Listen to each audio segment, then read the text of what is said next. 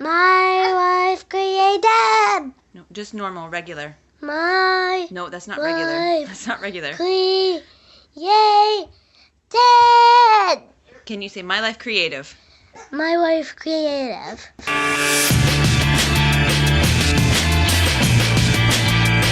Tytia.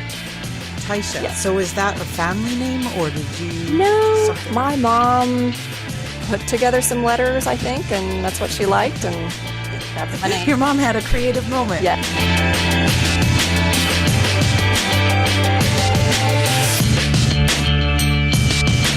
I think I'm just a late bloomer. Everything I've done in life is about 10 or 15 years later than all my friends. I hear Habing. ya. It's the scientific name of a tiny, nondescript little brown butterfly. So, No kidding. yeah.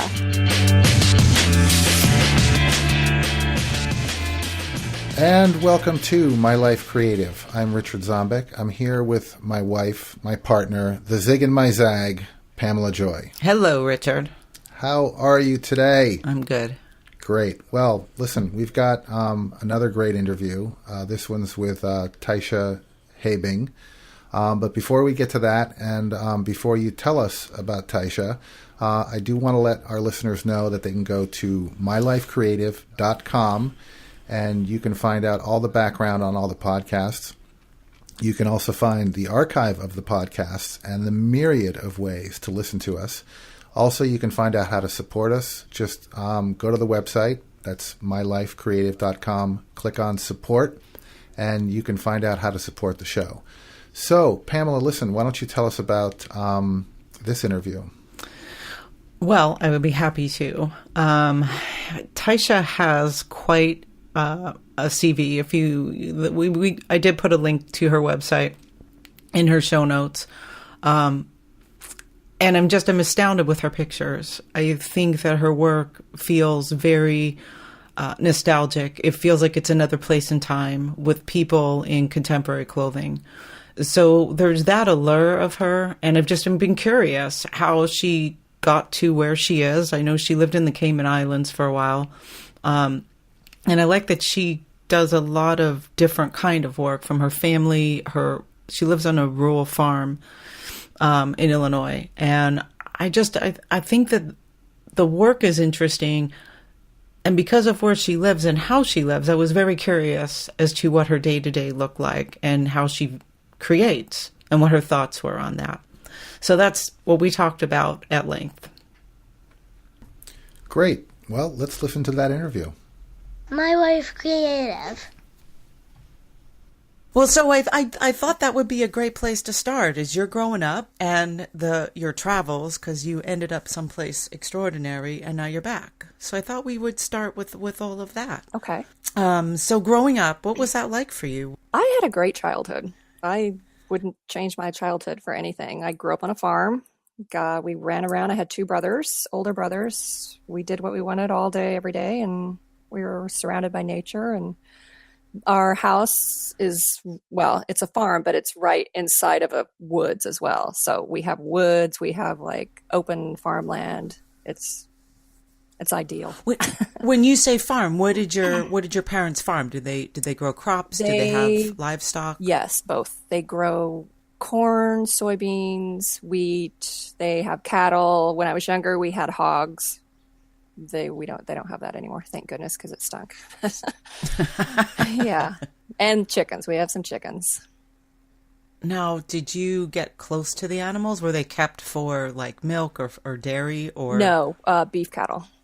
No, Beef I didn't cattle. get close to them. I never liked the fact that they're beef cattle. I don't, Yeah, I know.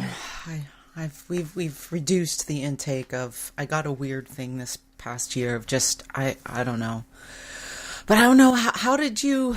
I guess if you grow up with it, it's not in your psyche to either love an animal or not love an animal, or it's just part of your day to day.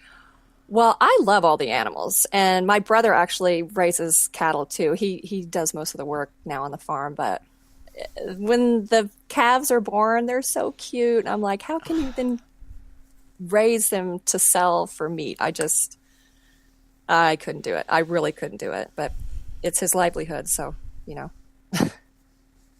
Now, what growing up, when did you, because I think you started photographing at a young age. No, I didn't. No, you didn't? No, I was almost 30 the first time. Really? Yeah, when I picked up a camera for the first time. So you just lived wild and free and romped around, I did. and your days were exploring. Anything stand out that was like... I love being in nature. It's just so peaceful. I would go out on my own. I mean, at an even young age, and my parents have hundreds of acres, and they wouldn't know where I was. I would go lay in a field and look up at the clouds, like for half the day. And hours would go by. Yes. Yeah, I loved it. Now, is your community mostly rural, I would take it? So Yes. Yeah. you grew up with other kids at school who were living a similar lifestyle? A few. The town that I went to school in has about 12,000 people, so most of the kids were, I guess, city kids, if you want to call them city kids. But there were just a few that farmed that I wasn't really friends with many farm kids, to be honest. Oh, really? No. So you kind of just acclimated on into the whole...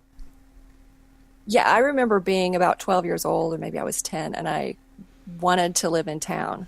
I just really wanted to live in town because all my friends were in town, and they always got to do things that I didn't get to do. And I actually thought my parents would move in town, which is hilarious now that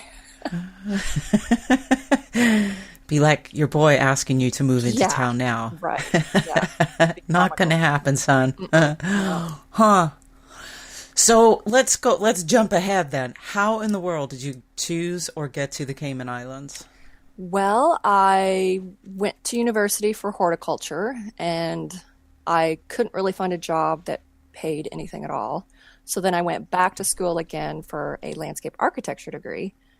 And I was almost through. I only had to do 3 years because I had all my electives already. And I had 1 year left. And my best friend and I decided we were going to take a spring break. And we were trying to figure out where to go. And we wanted to go to the Caribbean. And we finally narrowed it down to Cayman Islands. So there we go. And we loved it.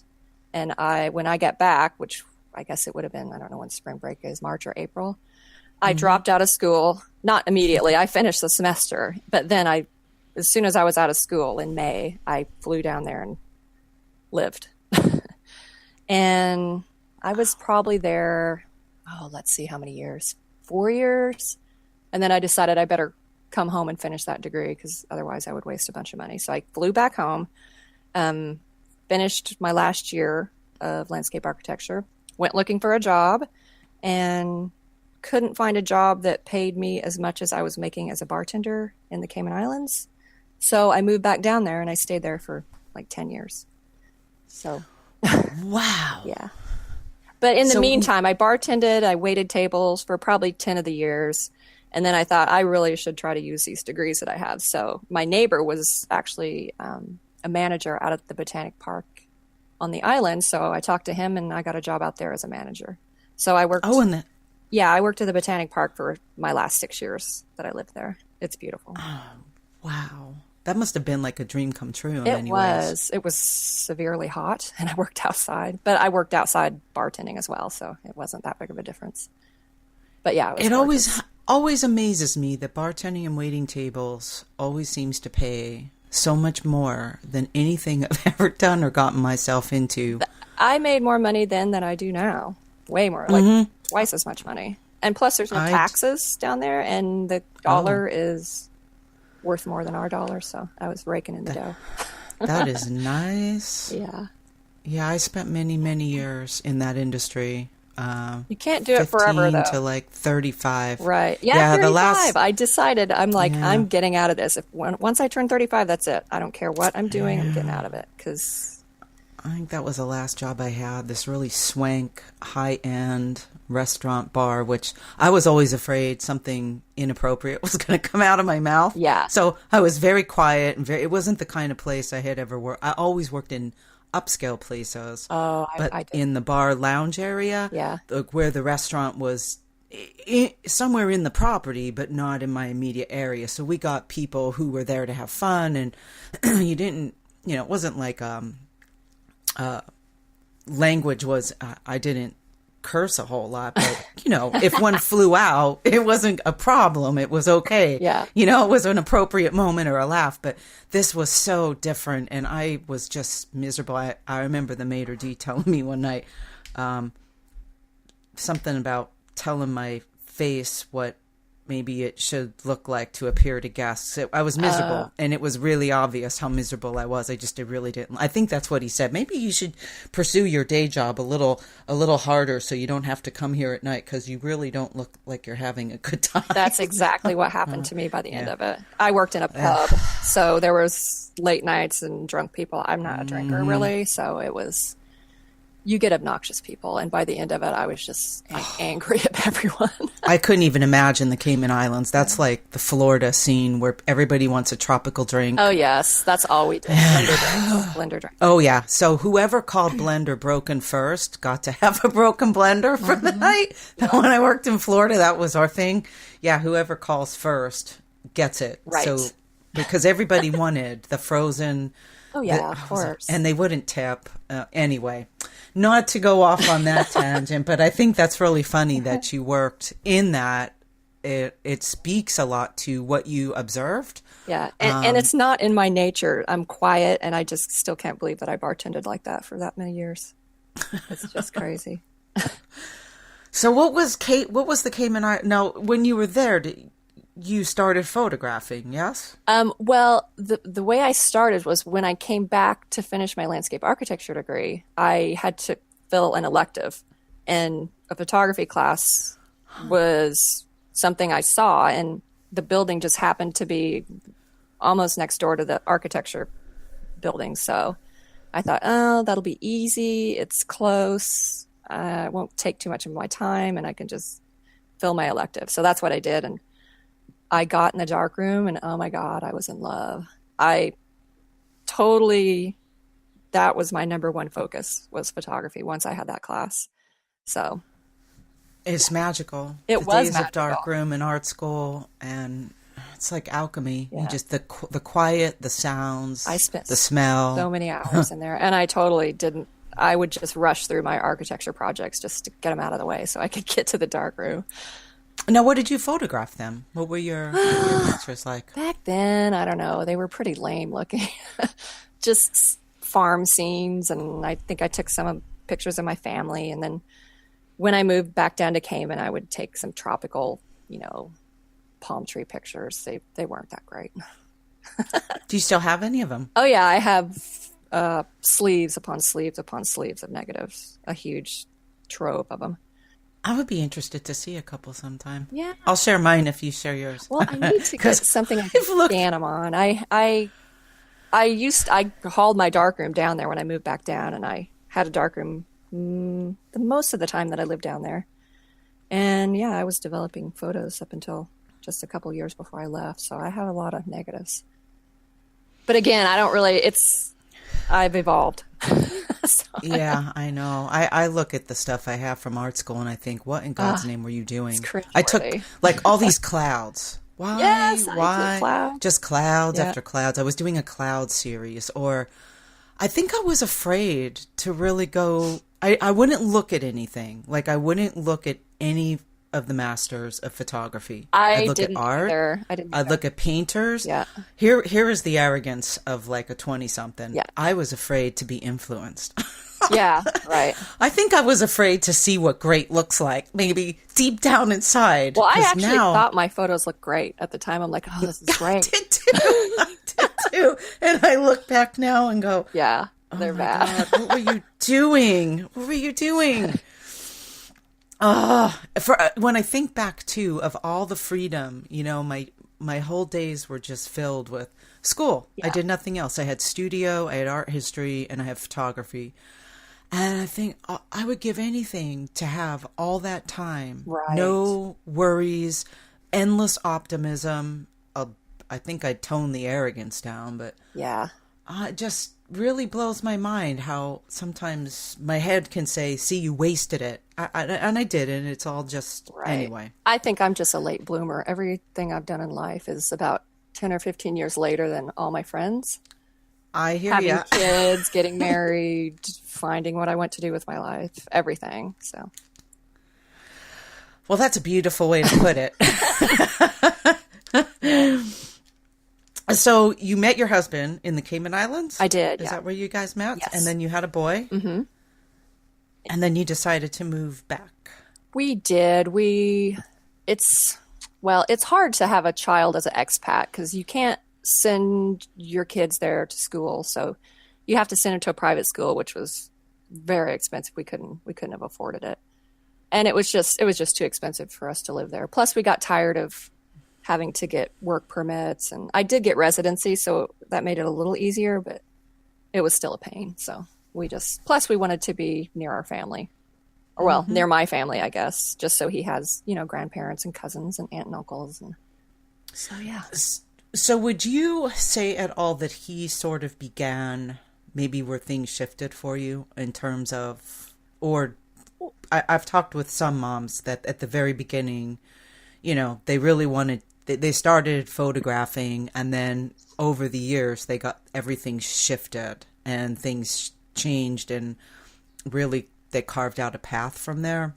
They knew what they wanted to do. So I thought that I would just have you talk about what it was like for you. Well,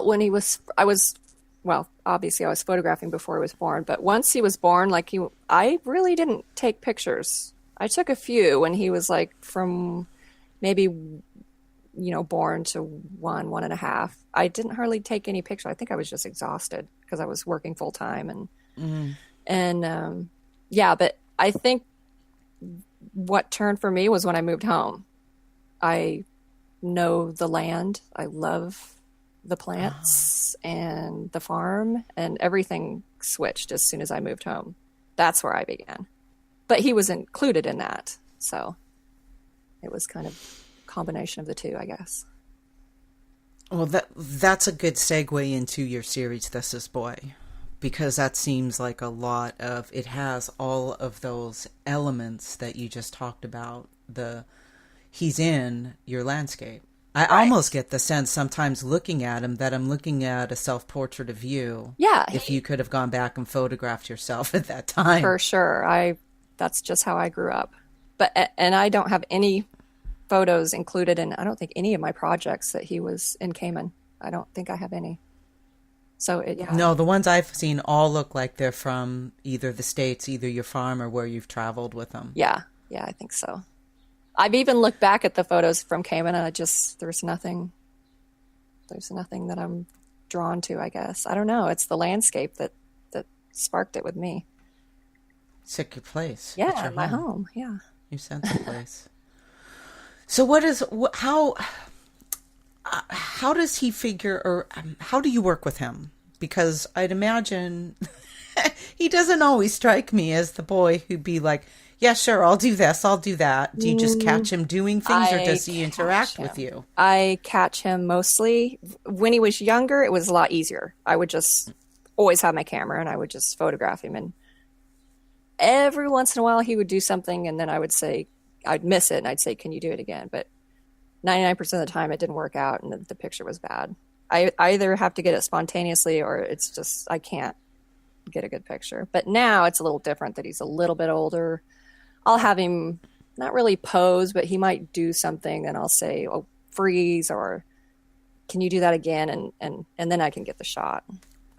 And does he like it? Does he like to participate in it? Yeah, it's both ways. Sometimes he does, sometimes he doesn't. I mean, if I go and take pictures of somebody else, there he is, jumping in front of the camera. And I'm like, get out of the way. I'm not taking your picture right now. Okay. But then sometimes I'll ask, can I take your picture? And now I'm busy, so. But it goes both ways. But he's pretty good. Well, I'm always struck by there's always a very specific kind of light, it seems. There's almost like a spotlight, if you will. Yeah, and on many of them. Yeah, and I'm training him. He'll come up to me, Mom, you got to come look at this light. Really? Oh yeah. Or he'll find How cool is that? He'll find a cool bug, or anything cool. He'll come and say, you get your camera. You got to get this.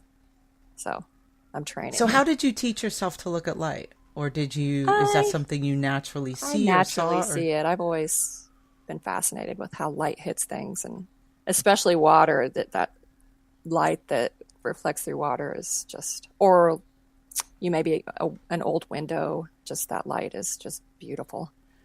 Oh yeah. Yeah. Yeah. Because there's always the spotlight. It almost looks like it, and it's not external, because I know it's not external because of the quality of it. Yeah.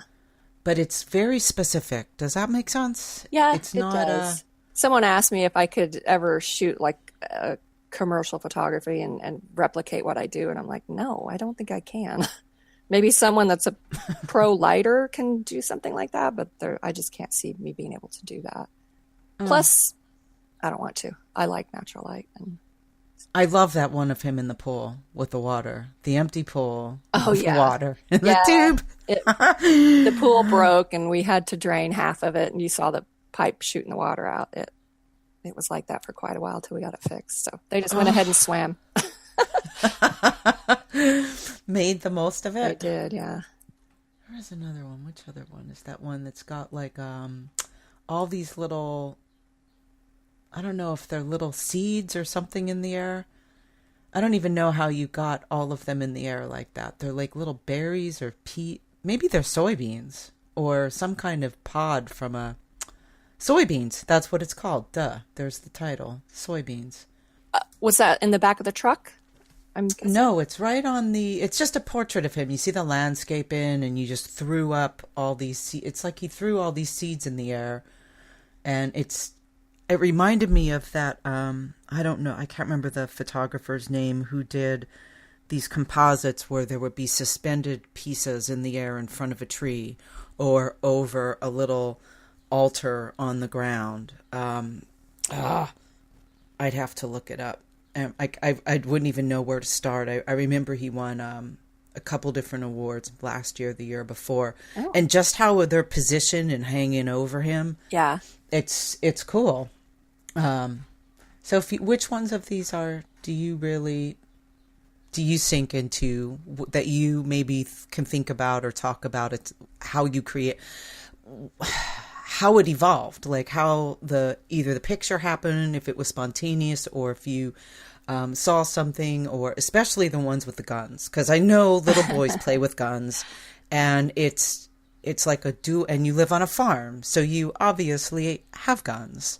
At the same time, what's going on in the world is insane. So how do you reconcile, or were these, I'm sure, I know you in the sense that I think that I'll make this to create that, right? I think this is just your boy, but they're very specific, especially the first one in your gallery of This Is Boy, where he's... Oh, yes, that's one of my favorites. That gun is made out of cardboard, and his older cousin cut it out with his X-Acto knife or scissors or something, and he taped it all together and made a gun. It's like solid. It's a really nice little play gun. No kidding. Anyway, he stole it from grandma's and brought it home, and this is in our backyard. And he was outside playing, and there was a storm coming in, so the lighting was really beautiful. And he was just doing his thing, and I took his picture. So that's how that one came about. You do get beautiful light with the storms. Yes, if there's a storm, I'll be like, "You want to go outside?" Like I try to help, pictures come about, but I won't tell him to go do something really. I don't need to. He just does stuff. Now, how about some of these with him in his little mask? He's got a couple different. Yeah, he has tons of masks. Tons. He likes Halloween. He goes through little phases. Like when he was maybe 4, he was very into it, and then he wasn't, and he is now again. Now that he's 8, he likes Batman again. So yeah, he's always running around in a mask or something weird. Or his helmet. He runs around in his helmet a lot. So what does your day-to-day look like with him, with your life? Just walk me through a normal day in your life. Well, I'll walk you through a summer day. Okay. I usually get up out of bed. He wakes up first. He'll get me up. I'll make my coffee, and my husband's usually still there. We'll leave, me and Theron, and we'll come down to my parents because I have coffee with my parents every morning at 8:30. And my brother also comes at 8:30, and we all have coffee, and we sit on the front porch and drink our coffee until about 9 or 9:30. That's nice. And Theron will play. He'll immediately usually go out into the barn and grab his four-wheeler and start tearing around. And then my brother will go off to work. My parents will go do their thing. And I come in the studio and get to work. And Theron just does his own thing all day. He'll just play. So what does get to work for you mean? I usually edit photos, or I don't know, I'm framing stuff, or I also do client work. So if I'm doing client work, I, have to order books or email people and stuff like that. Yeah, it's not really that exciting. I think I do more like business type stuff than I'd like to, but having a business, you have to. Yeah, there's a lot of, I don't know how people keep up with the Instagram, the Facebook, the other Facebook, the website, the client side, the thinking of clever things to say, right? The all the of the above. It's the work of many people. Yeah. In addition to you're a mom, you're a wife. I'm sure you have like cooking, cleaning, laundry, all that nonsense. Well, I have all that, but the cooking. My husband actually does most of the cooking. So. Oh, he does. Mostly, that's yeah, nice. he does. I do all the other stuff. That's a wonderful thing. It is. Yes, it is. So, do you ever get in? How do you deal with the peaks, like ups and downs, the highs, the lows, the in betweens, the disappointments, the successes? How do you roll within all of that? Have there been disappointments or frustrations, or I'm assuming there are, and then how do you work through those, or how do you get through them? I just wait them out, to be honest, because I don't feel creative all the time, and sometimes I won't. Like this summer has just been, I feel like I'm promoting stuff and trying to get into things and email more than I'm actually photographing, which kind of sucks the life out of it. But I guess I'm coming to realize that that's just part of it. But I miss taking pictures, so I really have to get out and take some more pictures. But I just wait out things. You can't force it. And you trust that it's on the other side. Oh yeah. So what's a situation that you went through that maybe you can? I don't know if any of these series, like The Gift or your self portraits. It's complicated. The whole family, any of these the injured, anything that you've gone through that you started and then maybe you went, oh, what am I doing here? Or were there other dead end projects that then evolved into? Million dead end projects. Well, I don't really want to call them dead end yet. I still think about some of them, and maybe they'll evolve at some point. But a lot of my projects I just have shot things and I don't shoot them for a project. But then later I'm like, oh, that's a project. And then I start pulling images and put them together that way. But like injured, I specifically shoot for that. If someone gets hurt, first I make sure they're okay. And then I'm like, can I take your picture? So that one I shoot specifically for. The Gift I shoot specifically for. The whole family. I don't swim. I didn't really. It's complicated. I pulled together because I had a picture on the cover of the Sun magazine, and a woman wrote in that she disapproved because Theron was crying in the picture, and she kind of thought I was an awful mother for sticking a camera in his face when he was crying.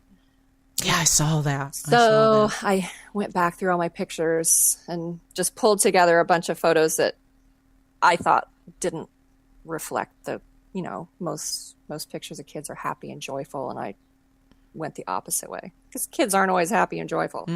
They can be little jerks. They can cry. They, they're little humans. They have all kinds of complex feelings, just like we do. So yeah, so that was that, and the other ones, like my self-portraits. Love yourself. That's just something. Every once in a while, I'll feel the urge to take a picture of myself. It's rare. I haven't done one in ages, but every once in a while I do, and then if I like it, I'll add it to the project. They remind me a lot of film stills. Yeah, I get people are convinced I shoot with film, but I don't. Not anymore. I did, but I don't anymore. Oh, I mean like Cindy Sherman-esque, like her early work, like film stills. They look like you filmed and yes, I cut see. Yes. a moment. They have a very theatrical sense about them that they feel like they're clipped from a larger context. I see. Yeah, I hear what you're saying. All of them do. I mean, how they fit together. It's like they're very interesting how you've pulled them and presented them. Well, I'm glad you think they fit together because I wonder sometimes. Because I don't know if I specifically pulled them to fit together. I just took self-portraits and then I put them into my project. So I always wonder, like, is it cohesive? I don't know. You know, let's talk about that if you don't mind, because I would love your thoughts on it. There's a lot of times that I see work that I either don't understand.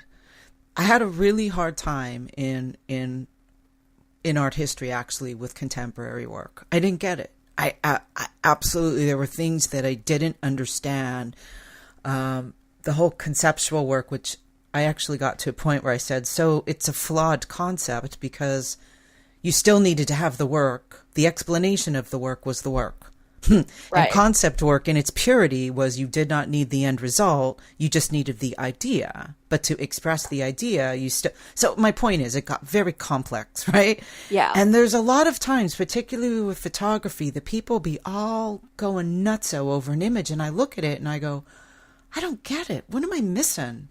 I mean, I feel like an idiot sometimes. And I'm probably more schooled in things than most. And the academics of photography still sometimes baffle me. I don't understand it. I either respond or I don't. And if I don't, no intellectual language around it, unless it's really, once you know the intent and you see the whole series, then I can kind of go, oh, yeah, okay. I pretty much feel the same way. Sometimes I think I just must be old fashioned. But I don't know. Me too. I feel old. Yeah. I like photos to stand on their own. I don't want to have to think about how they all connect, I guess. I don't know. And I have... The story person in me likes the connections, Yeah. like especially with the family books. I look for transitional images. You have to. I think about that when I'm shooting. What's a good panoramic that would feed into this? What's a segue into... How do you go from summer to fall? What's a nice transition to that? I'm not always successful because I forget or I get lost and whatever, but I think that I'm stronger with a collection versus I'd like to be better at a single. Yeah. So you're like a master of the single. Well, what I mean is I want all of them to stand on their own as well as go together. If that makes sense. It does. Yeah. Because some projects, there'll be a few really great photos and then there'll just be something that you're like, it's just not a great photo to me. It goes with the grouping of photos, but on its own, you'd be like, what the heck? What is that? You know what I mean? But yeah, that's the old fashioned in me, I think. And I hear a lot of, and I hate to say older photographers, we're not that old, but you know what I mean? They're like, oh, these young kids these days, how they shoot. I don't want to be that person, but No, it's interesting to go because when I first started, I had a lot of those resentful feelings like, listen, I've had to pay my dues. How come it's so easy for you all? And then I kind of got around the whole, that's about me. This has nothing to do with them. Yeah. It has everything to do with what I'm internalizing and this whole, and the more that I just sort of like did my own thing, every now and then it can creep up and like stifle me, where I just think, God, you suck. I'm not supposed to say that word. That'll have to be bleeped out. But here, like it's just, do you ever get those feelings of just like, oh yeah, what is going on here? Oh yeah. Several times a year for sure. But, yeah. And then the flip side, do you ever have times when you go, wow, I'm just so pleased with us? Oh yeah. Oh yeah. It's up and down. It's up and down all the time. I mean, I one day I'll feel great and literally the next day I feel like garbage, like I'm the worst photographer in the world and I don't know what I'm doing. I don't know why I'm bothering. But I think we all feel like that. I mean, I talk to a lot of friends and everybody goes through that. Mm. And then you have people say, oh, I love your photos. And you're like, why? Why? So do you have any things that you do to lift yourself up out of those times? Do you do anything specific? I try to just get away from it because sometimes I get bogged down in the business side of it, and it just really sucks my soul out. So I try to get away and go outside and just honestly just sit outside. That's what I do. Sit outside and look at clouds. Yeah, sit outside, feel the nice breeze, and maybe go for a swim or a walk or something. And what do you do in the winter? I'm usually depressed in the winter. I'm not a winter person, which was a big reason, another reason that I moved to Cayman, because I don't do winter well. I don't like it. I don't even like fall because I know what comes after fall. What's coming. Otherwise, I'm right there with you. Otherwise, I would love fall, but no.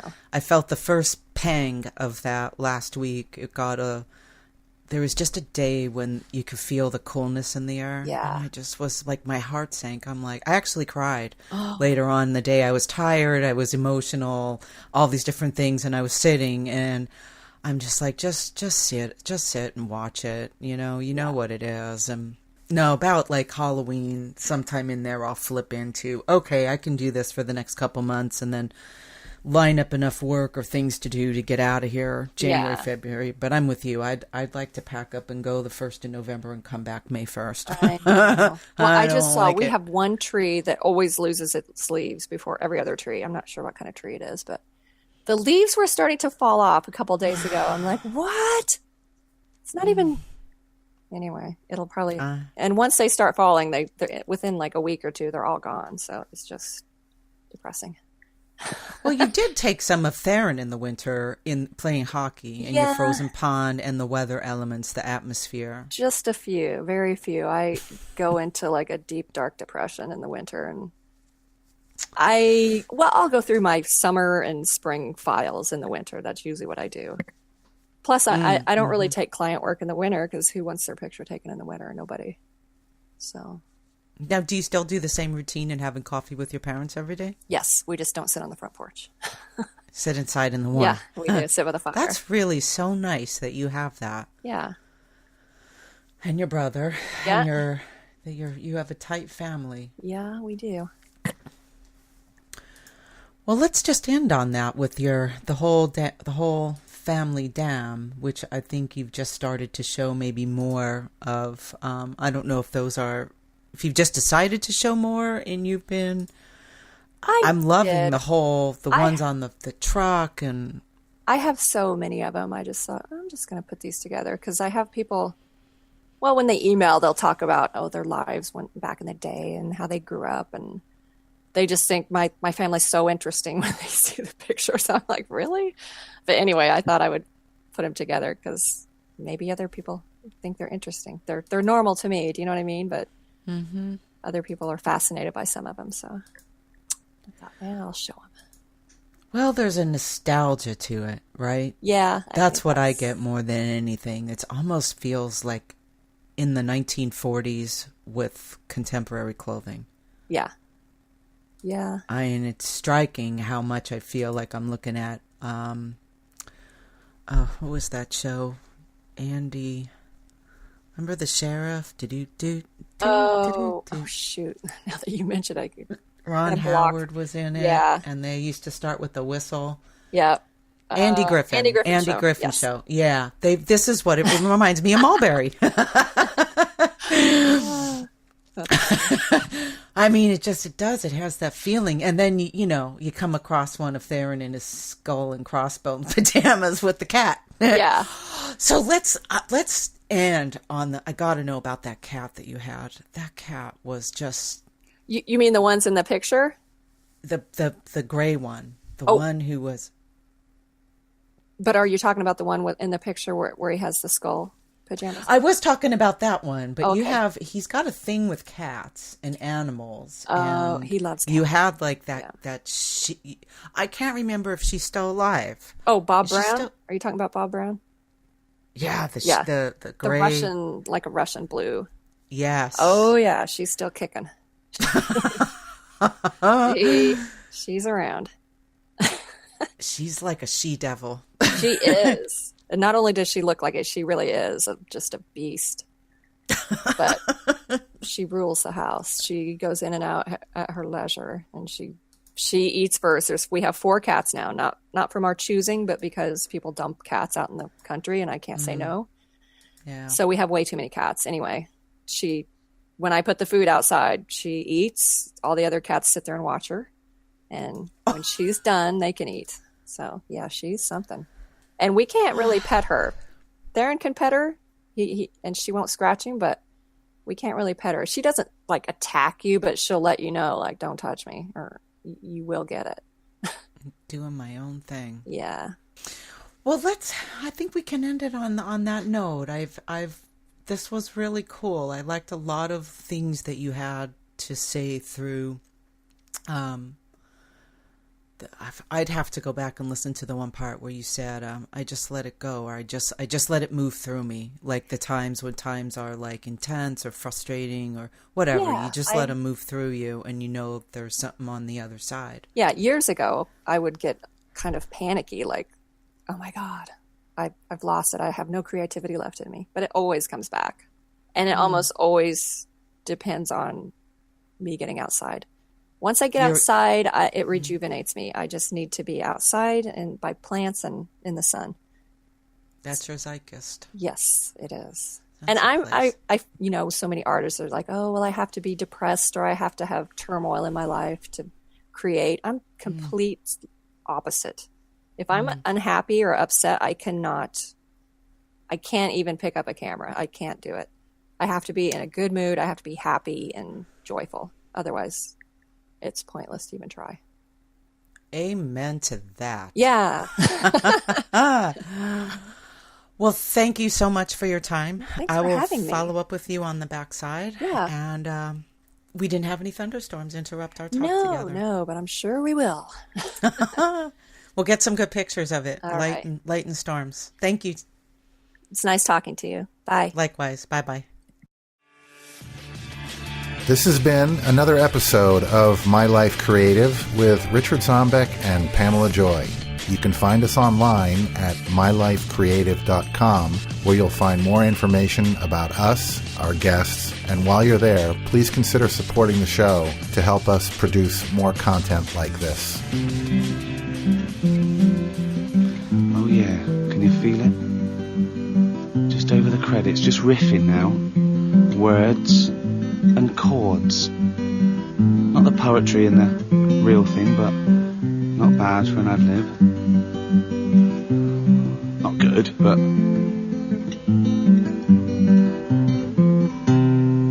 And it's not long enough, so just do a little bit more. And that's nearly done. That's the final credit. There's the end.